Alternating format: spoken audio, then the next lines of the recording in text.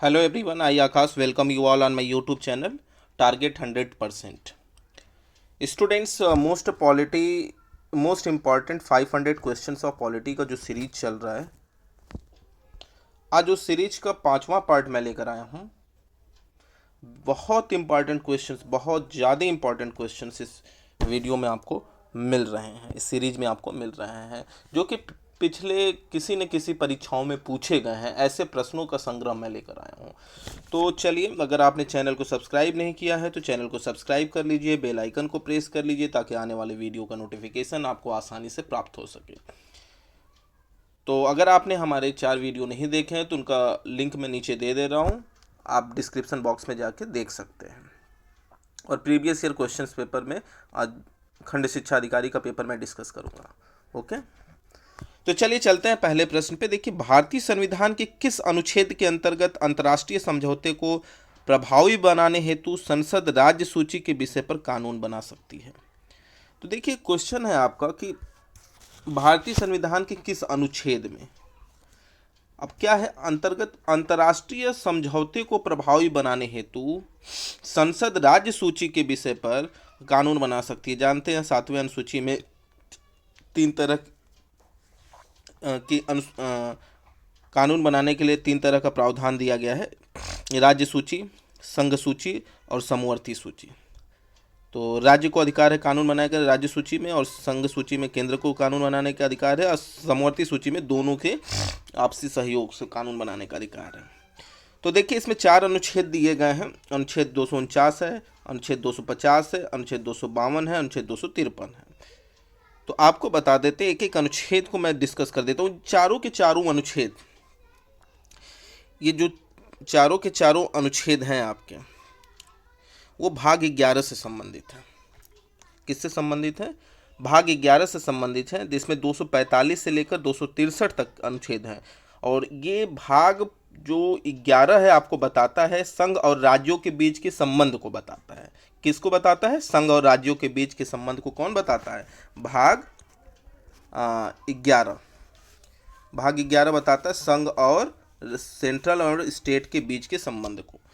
तो अब देखिए, 249 स्टूडेंट्स जो आपका है, वो राज्य सूची के विषय के संबंध में विधि बनाने की शक्ति संसद को 249 बताता है। 250 आपका स्टूडेंट्स बताता आपात उद्घोषणा के प्रवर्तन काल में राज्य सूची के विषय में संबंध बनाने की विधि बनाने की संसद की शक्ति। तो 250 ये बताता है क्या? आपात उद्घोषणा के प्रवर्तन काल में राज्य सूची के विषय के संबंध में विधि बनाने की संसद की शक्ति। और 252 बताता है 2 या 2 से अधिक राज्य के अनुरोध पर विधि बनाने की संसद की शक्ति। तो ये तो 3 तो हैं ही नहीं, और जो 253 है वही यहाँ पे सही होगा। यानी अनुच्छेद के अंतर्गत अंतर्राष्ट्रीय समझौते को प्रभावी बनाने हेतु जो संसद राज्य सूची के विषय पर कानून बना सकती है, वो आपका अनुच्छेद क्या है?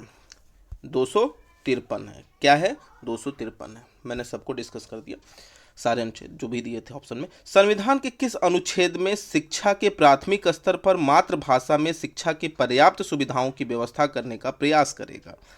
ठीक है, मातृभाषा में शिक्षा की पर्याप्त सुविधाओं की व्यवस्था करने का प्रयास करेगा राज्य, प्रत्येक राज्य की बात कर रहा है। तो मातृभाषा में शिक्षा की पर्याप्त सुविधाओं की व्यवस्था करने का प्रयास करेगा, ये किस अनुच्छेद में लिखा गया है? आपको बता दें स्टूडेंट्स, जो भाग 17 है, भाग 17 किससे संबंधित है आपको पता है ना? राजभाषा से, ऑफिशियल लैंग्वेज से संबंधित है। ठीक है, तो अब जो 349 उसमें जो आर्टिकल 349 जो बताता है कि भाषा से संबंधित कुछ विधियां अनियमित करने के संबंध में। 350 बताता है स्टूडेंट्स आपको कि व्यथा के निवारण के लिए अभ्यावेदन के प्रयोग में लाई जाने वाली भाषा को बताता है। व्यथा के निवारण के लिए अभ्यावेदन जो दिया जाता है उसकी भाषा के संबंध में बताता है। और 350 को मैंने बता दिया, 350 को जो है वो प्राथमिक स्तर पर मातृभाषा में शिक्षा पर की सुविधा की व्यवस्था करना, ये राज्यों की जिम्मेदारी है, ये 350 को बताता है। और 350 देखिए क और ख 2 हैं, भाषाई देखिए 350 ख है भाषाई अल्पसंख्यक वर्ग के लिए विशेष व्यवस्था, विशेष भाषा की व्यवस्था। और 351 जो है हिंदी भाषा के विकास के लिए, ये अनुच्छेद हिंदी भाषा के विकास के लिए है। अनुच्छेद 351। तो जो करेक्ट ऑप्शन होगा आपका जो पूछा है वो अनुच्छेद 350 का होगा, जो कहता है कि प्राथमिक स्तर पर मातृभाषा में शिक्षा की पर्याप्त सुविधाओं की व्यवस्था करने का प्रयास राज्य करेगा, प्रत्येक राज्य करेगा, ये बताता है स्टूडेंट्स। अब देखिए लोकसभा में एंग्लो इंडियन समुदाय के लिए आरक्षण प्रावधान संबंध संविधान में किया गया है, आरक्षण प्रावधान संविधान में किया गया है। तो किस अनुच्छेद के अंतर्गत है? 331, 221, 121, 139 किसके अंतर्गत किया गया है? तो आपको बता दें 221 जो है न्यायाधीशों के वेतन के संबंध में है। 221 अनुच्छेद संसद में चर्चा पर निर्बंधन के संबंध में है आपका अनुच्छेद 121। और 139 जो है कुछ याचिका निकालने की शक्तियों को उच्चतम न्यायालय द्वारा प्रदत्त। ठीक है, तो मतलब ये आपका 221 भी किससे संबंधित है? न्यायाधीशों के संबंध वेतन से संबंध है। 121 भी 121 जो है संसद में चर्चा पर निर्बंधन के लिए है, और 139 भी उसी से संबंधित है, हाईकोर्ट से। तो आपका जो करेक्ट ऑप्शन 331 होगा। 331 के अंतर्गत ये कहा गया है कि लोकसभा में एंग्लो इंडियन समुदाय के लिए आरक्षण होगा, तो 2 सीटों का आरक्षण है, और राज्यसभा में 12 का मनोनयन राष्ट्रपति के द्वारा किया जाता है। देखिए 331 तो लोकसभा में है, उसी तरह राज्य की विधानसभाओं में भी आरक्षण का प्रावधान है एंग्लो इंडियन के लिए, वो है आपका 333 है। ठीक है, तीनों बराबर होंगे, तीनों क्या होंगे? 333, याद रखिएगा। ठीक है, भारतीय संविधान के किस अनुच्छेद में विभिन्न राज्यों से संबंधित विशिष्ट प्रावधान का उल्लेख है? तो देखिए विभिन्न राज्यों से संबंधित 371 क 370 तो जम्मू कश्मीर के लिए अस्थायी विशेष प्रबंध था, उपबंध था, लेकिन 371 से लेकर 371 क से लेकर के 371 झ तक विभिन्न राज्यों के विशेष प्रबंध के बारे में उसमें जिक्र किया गया है। तो अब अनुच्छेद में विभिन्न राज्यों से संबंधित विशिष्ट प्रावधान का उल्लेख है किसमें? अनुच्छेद 371 में। किसमें है? अनुच्छेद 371 में, याद रखिएगा। 371 महाराष्ट्र और गुजरात से संबंधित भी है विशेष प्रबंध, उपबंध। भारतीय संविधान के निम्नलिखित किस अनुच्छेद में अनुच्छेदों द्वारा अंतर्राष्ट्रीय व्यापार की स्वतंत्रता नियमित की गई है? देखिए ऑप्शन में आपका है अनुच्छेद 19 1 डी से ई, अनुच्छेद 301, अनुच्छेद 301 से 307, उपरोक्त सभी। तो आपका सही ऑप्शन स्टूडेंट्स क्या हो जाएगा? उपरोक्त सभी सही ऑप्शन होगा। राज्य विधानसभाओं में आंग्ल भारतीय समुदाय के लिए प्रतिनिधित्व का प्रावधान भारत के संविधान के किस अनुच्छेद द्वारा किया गया है? तो अभी आपको मैंने डिस्कस किया है इसके बारे में, तो आपका करेक्ट ऑप्शन क्या होगा? 333। ठीक है, 331 लोकसभा में है इसका प्रावधान। निम्नलिखित राज्यों में से किसके लिए संविधान के अनुच्छेद 371 के अंतर्गत विशेष प्रावधान किया गया है? ठीक है, किसके लिए संविधान के अनुच्छेद 371 के अंतर्गत विशेष प्रावधान किया गया है?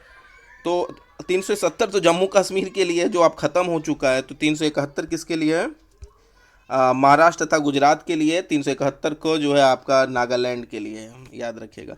भारतीय संविधान के किस अनुच्छेद के अंतर्गत अखिल भारतीय सेवाओं का प्रावधान किया गया है? देखिए किस अनुच्छेद के अंतर्गत अखिल भारतीय सेवाओं का प्रावधान किया गया है, तो स्टूडेंट्स आपको बता देते हैं वो अनुच्छेद 312 है। ठीक है, अखिल भारतीय सेवाओं का प्रावधान किया गया। और 315 आर्टिकल 315 याद रखिएगा, आर्टिकल 315 जो है संघ तथा राज्य लोक सेवा आयोग के संबंध में है। 315 तो पूछ दे, राज्य लोक सेवा आयोग की बात करेगा तो 315 आर्टिकल हो जाएगा। संविधान के किस प्रावधान में कहा गया है कि विधि के प्राधिकार के बिना न तो कोई कर लगाया जा सकता है और न ही एकत्रित किया जा सकता है? तो अनुच्छेद 265, 66, 300, 362। तो स्टूडेंट्स आपको बता दें कि अनुच्छेद 265 में ऐसा कहा गया है कि विधि के प्राधिकार के बिना न तो कोई कर लगाया जा सकता है और न ही एकत्रित किया जा सकता है। तो ये 266 हो जाएगा आपका करेक्ट ऑप्शन। अगला प्रश्न स्टूडेंट से आपका कि भारतीय संविधान में किस अनुच्छेद के प्रावधानों के अंतर्गत संशोधन किया जा सकता है? देखिए संशोधन किया जा सकता है भारतीय संविधान में किस अनुच्छेद के प्रावधानों के अंतर्गत? तो आपको बता दें कि भारतीय संविधान में अनुच्छेद 368 के तहत संशोधन किया जा सकता है। और भी आपको बता दें कि ये जो संविधान संशोधन की जो प्रक्रिया है वो किस देश के संविधान से ली गई है? तो आपकी ली गई है दक्षिण अफ्रीका के संविधान से। कहाँ से ली गई है? दक्षिण अफ्रीका के संविधान से। ठीक है, अब अगर आपको याद नहीं हो रहा दक्षिण अफ्रीका के संविधान, तो याद रखिएगा कि दक्षिण अफ्रीका जो है हमेशा क्रिकेट में क्या होता है, चोकर साबित होता है, यानी हमेशा जो है वो सेमीफाइनल वगैरह में पहुंचकर वो हार जाता है टूर्नामेंट को। तो यानी अब क्या करना पड़ेगा, दक्षिण अफ्रीका को खेल में कुछ सुधार करना पड़ेगा। ठीक है, तो कुछ अब उसको अपने खेल में संशोधन करना पड़ेगा ताकि वो फाइनल कभी विजेता बन सके। तो इस प्रकार से संशोधन याद कर सकते हैं। तो कहाँ से लिया गया है? दक्षिण अफ्रीका से। हाँ, 91 नंबर का क्वेश्चन देखिए क्या है। संविधान के अनुच्छेद 267 के अंतर्गत अग्रलिखित में से किस एक की व्यवस्था की गई है? तो 267 के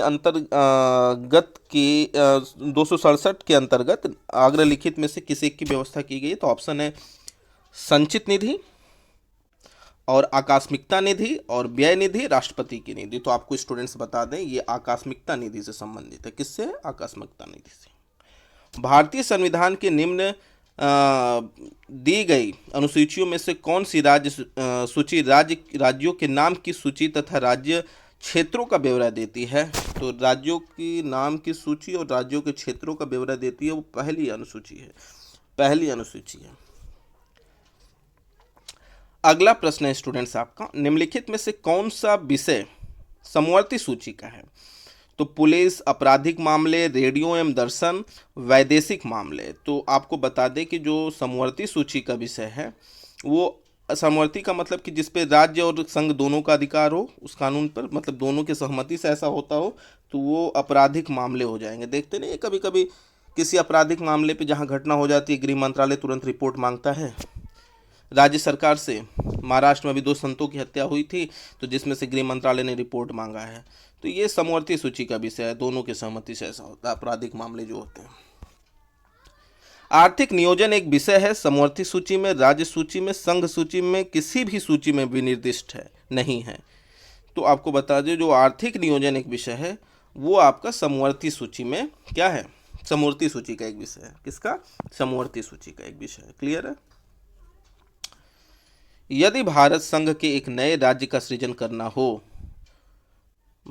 भारत संघ के एक नए राज्य का सृजन करना हो तो संविधान की निम्नलिखित अनुसूचियों में से किस एक को अवश्य संशोधित किया जाना चाहिए? तो अब राज्य की बात करना है, राज्य का सृजन करना हो, राज्य के क्षेत्र में परिवर्तन करना हो तो संविधान के निम्नलिखित अनुसूचियों में से किस एक को अवश्य संशोधित किया जाना चाहिए? तो स्टूडेंट्स आपको बता दें वो कौन सी अनुसूची होगी? पहली अनुसूची को।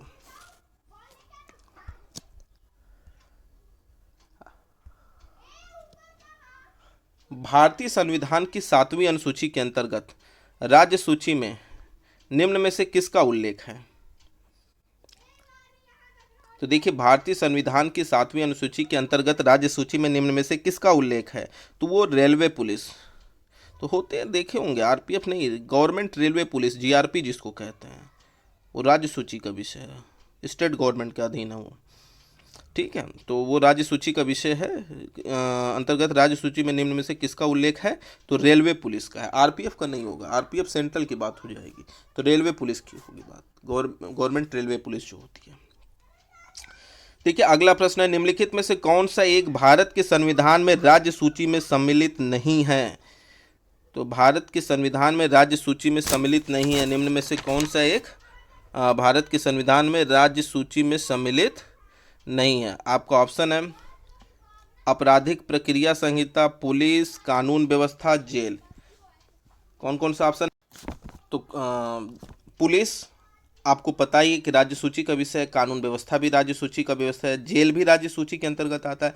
तो अभी मैंने बताया, तो आपराधिक प्रक्रिया जो संहिता है, जो प्रक्रिया है, वो राज्य सूची का विषय नहीं है, राज्य सूची में सम्मिलित नहीं है स्टूडेंट्स। अब अगला देखिए 98 नंबर का प्रश्न, विवाह विच्छेद और गोद लेना संविधान की 7वीं अनुसूची में निम्नलिखित के अंतर्गत सम्मिलित किए गए हैं। तो लिस्ट 1 केंद्र सूची में, लिस्ट 2 राज्य सूची में, लिस्ट 3 समवर्ती सूची में, तीनों में से किसी भी सूची में नहीं है। तो जो आपको बता दो जो करेक्ट आंसर होगा समवर्ती सूची में सम्मिलित किए गए। विवाह, विवाह विच्छेद और गोद लेना संविधान की 7वीं सूची में निम्नलिखित के अंतर्गत सम्मिलित है।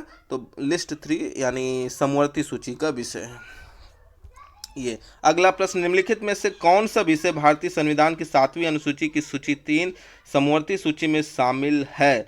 तो निम्नलिखित में से कौन सा विषय भारतीय संविधान की 7वीं अनुसूची की सूची 3 समवर्ती सूची में शामिल है? तो आपको बता दें, ऑप्शन है दंड प्रक्रिया, पुलिस, कारागार, लोक व्यवस्था। तो आपको पता ही है दंड प्रक्रिया। सरकारों द्वारा शुल्क एवं कर लगाने का अधिकार संविधान की किस अनुसूची में उल्लिखित है? 6ठी अनुसूची, 7वीं अनुसूची, 9वीं अनुसूची, 11वीं अनुसूची। तो 7वीं अनुसूची में वो सम्मिलित है। 7वीं अनुसूची वही राज्य सूची, संघ सूची, समवर्ती सूची से। तो सरकारों द्वारा शुल्क एवं कर लगाने का जो अधिकार है संविधान की किस अनुसूची में उल्लिखित है? तो 7वीं अनुसूची में उल्लिखित है।